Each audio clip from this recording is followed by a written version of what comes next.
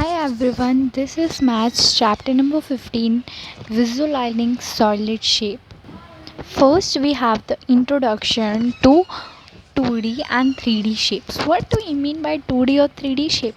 So let me explain. 2D shape होता है two dimensional shape, जो कि हम प्लेन शेप होता है जो कि सिर्फ पेपर, कार्डबोर्ड या एक फ्लैट सरफेस पे बनती है.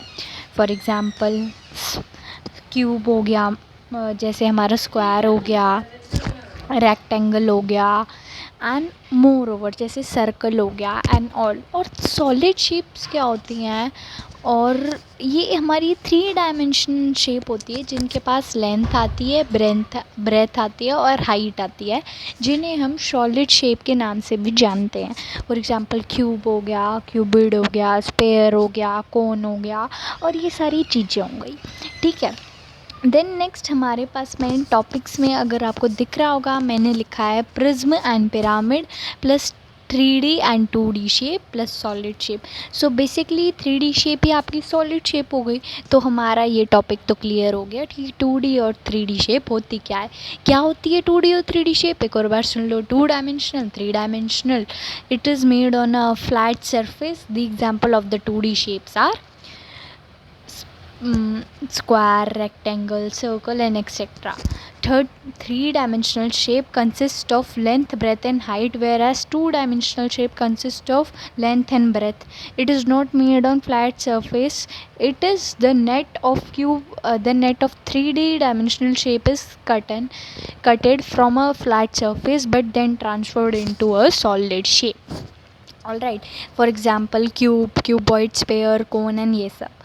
अब हमारे आते हैं प्रिज्म एंड पिरामिड. तो प्रिज्म और पिरामिड में भी आपको इनमें कन्फ्यूज़न हो, so let me clear your confusion. Prism होता है जिसका टॉप और बॉटम कोई एक पॉलीगन होता है, मतलब कोई भी एक पॉलीगन है. जैसे मान लो अगर टॉप रेक्टेंगल है तो बॉटम भी रेक्टेंगल होगा, और जो उसके बाकी स्टैंडिंग वॉल है वो रेक्टेंगल ही होनी चाहिए. मतलब अगर मान लो अगर ऊपर ट्रायंगल है तो नीचे भी ट्रायंगल होगा, और जो इसकी स्टैंडिंग वॉल्स होंगी वो हमारी क्या होंगी, वो हमारी रेक्टेंगल होंगी.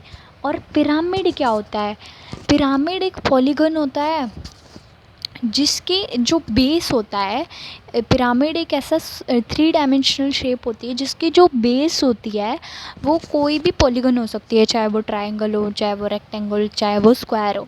पर जो उसकी स्टैंडिंग वॉल्स होगी वो हमेशा क्या होंगी, ट्रायंगुलर होंगी. पिरामिड की क्या होगी, हमेशा ट्रायंगुलर होंगी. और जो फेस है, ये जो ट्रायंगल फेस है ये हमेशा एक पॉइंट पे जाके मिलने चाहिए.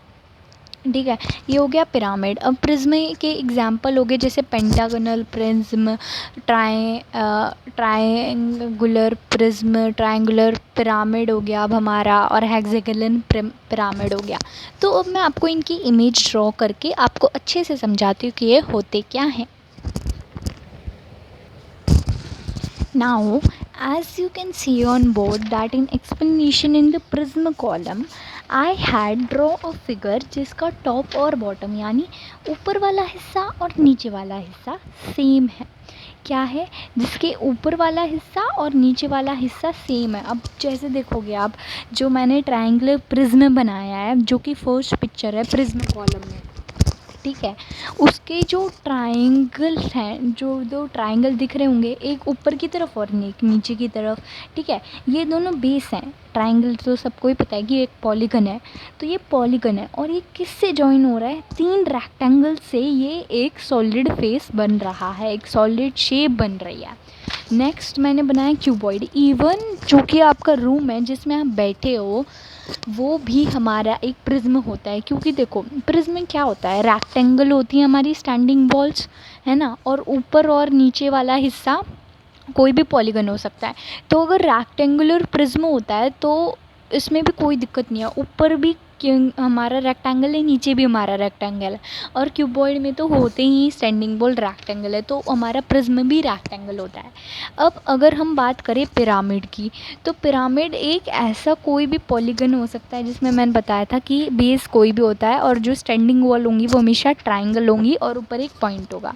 अब देखो फर्स्ट मैंने बनाया है स्क्वायर पिरामिड.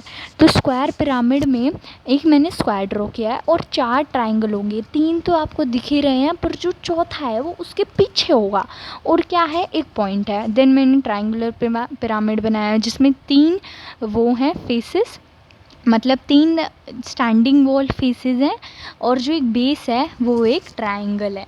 और अगर टोटल देखें तो इसमें 4 फेसेस होते हैं।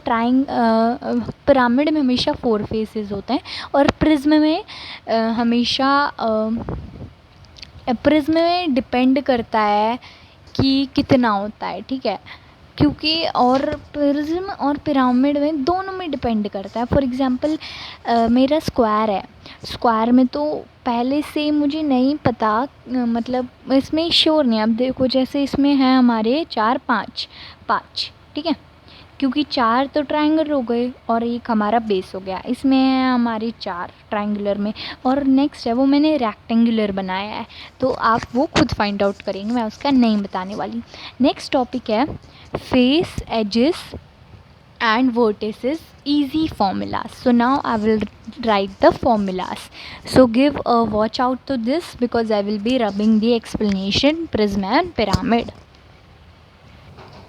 तो अब हम बात करते हैं प्रिज्म की। सबसे पहले ये मैंने प्रिज्म का किया है let the number of side in polygon, यानी जो हमें पॉलीगन लिया है।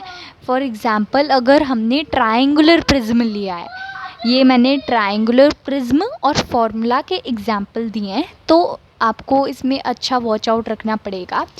अब हमने लेट द, ठीक है, तो इसके जो फेसेस होंगे वो n+2 होगा, यानी ट्रायंगुलर प्रिज्म है तो 3+2 होगा हमारा, यानी 3 उसमें पॉलीगन में साइड्स होती है, ट्रायंगल में कितनी साइड होती है, 3 साइड होती है, तो n में 2 क्यों प्लस करें, क्योंकि टॉप और बॉटम है, इसलिए 3+2 is equal to 5।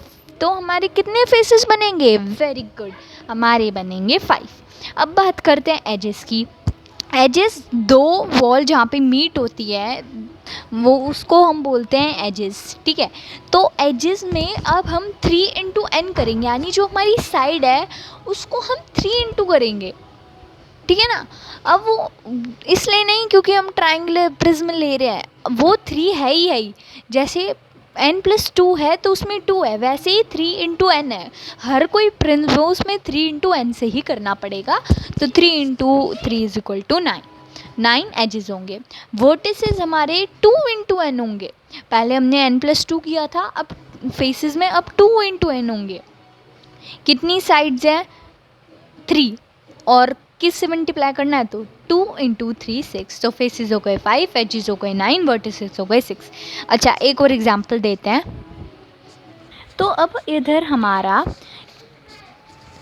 Rectangular prism के बारे में, तो फेसेस n+2 वही फॉर्मूला लगाएं, रेक्टेंगल में कितनी साइड होती है, 4 साइड होती है, तो 4+2 6, फेसेस आ गए 6। 3 इंटू n यानी 3 इंटू 4 जो कि रेक्टेंगल में साइड है, तो आ गए 12। वर्टिसेस में 2 इंटू n जो कि 2 इंटू 4 है, यानी 8, ठीक है। अब ये हमारा हो गया प्रिज्म, देख लो। अब नेक्स्ट अब हम करने वाले हैं पिरामिड।